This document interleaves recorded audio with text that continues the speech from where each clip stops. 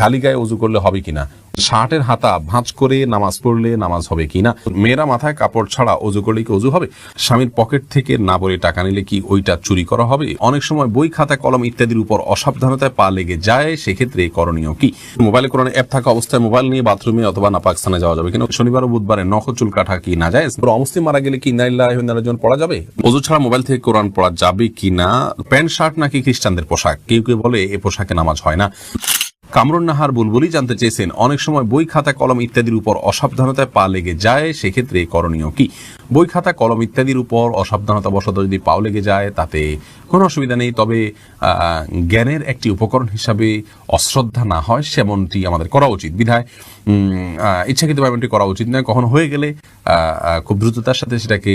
যথাযোগ্য জায়গায় রাখা উচিত এবং পায়ে সরিয়ে রাখা উচিত, এর বাইরে ওইটাকে ছুঁয়ে সালাম করতে হবে এমন কোনো কথা নেই, বাধ্যবাধকতা নেই। মাকবুল জানতে চেয়েছেন, শনিবার ও বুধবারে নখ চুল কাটা কি না যায়, না কোনো দিন এমন নাই যেদিনে চুল কাটা বা নখ কাটা না যায়, কোন হাদিসে কোথাও নিষেধ করা হয়নি। ওযু ছাড়া মোবাইল থেকে কোরআন পড়া যাবে কিনা, লোমু তসলিমা বোন জানতে চেয়েছেন, যাবে, কোনো অসুবিধা নেই। মোবাইলের মধ্যে যে কোরআন থাকে এটাকে ওযু ছাড়া ধরা যায়, কারণ এটা মূল কোরআন নয়, এটা আপনার সফট কপি, এটাকে আসলে ধরা যায়ও না, উপরে গ্লাসও আছে, অতএব এটা হাত দিয়ে পড়তে পারেন, কোনো অসুবিধা নেই।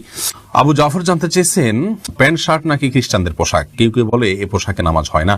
এ পোশাকে নামাজ হয় না, এটি সম্পূর্ণ ভিত্তিহীন কথা, প্যান্ট শার্টে নামাজ হবে না, কোরআন হাদিসের কোথাও এরকম কোনো কথা বলা হয়নি, আর এটাকে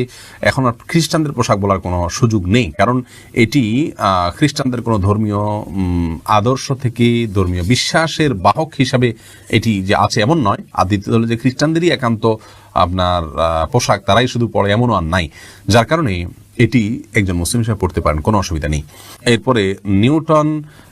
সীমান্ত আপনি জানতে চেয়েছেন, কোনো অমুসলিম মারা গেলে কি ইন্না লিল্লাহি ওয়া ইন্না ইলাইহি রাজিউন পড়া যাবে, উত্তর হলে পড়া যাবে, কোনো অসুবিধা নেই। ইন্না লিল্লাহি ওয়া ইন্না ইলাইহি রাজিউন এর অর্থ হলো যে আমরা নিশ্চয়ই সবাই আল্লাহর এবং আল্লাহর কাছে আমাদের ফিরে যেতে হবে, অমুসলিমের ক্ষেত্রে একই কথা প্রযোজ্য, কোনো অসুবিধা নেই, ওই অর্থের দিক থেকে পড়া যেতে পারে। এরপরে শিপন আহমেদ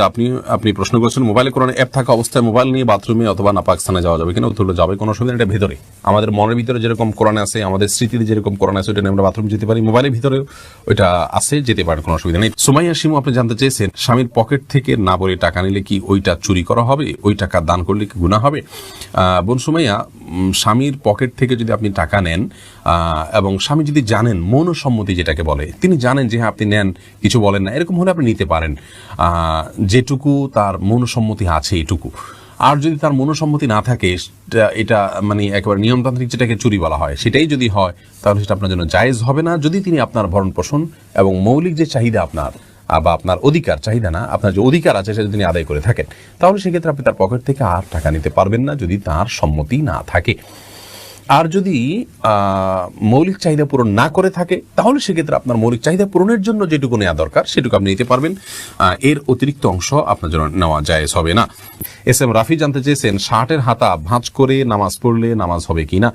নামাজ হয়ে যাবে, কিন্তু অনুচিত, হাদিসে নবী সাল্লাল্লাহু আলাইহি ওয়াসাল্লাম নিষেধ করেছেন পোশাক ভাঁজ করে যেন নামাজ পড়া না হয়, এটা মাকরুহ হবে। সাকিবুল হাসান জানতে চেয়েছেন, মেয়েরা মাথায় কাপড় ছাড়া ওযু করলে কি ওযু হবে, মাথায় যদি কাপড় ছাড়া ওযু করেন আপনি, তাহলে সেক্ষেত্রে আপনার ওযু হয়ে যাবে, ওযুর জন্য মাথা কাপড় কোনো জরুরি না। এমনি মাহবুব ইসলাম জানতে চেয়েছেন, খালি গায়ে ওযু করলে হবে কিনা, ওযু করার সময় দোয়া আছে কিনা, ওযু করার সময় শুধু বিসমিল্লাহ বলে আপনি ওযু করবেন, বাস যথেষ্ট, আর কোনো দোয়া পড়া জরুরি না, আর মানে খালি গায়ে ওযু করতে পারেন, কোনো অসুবিধা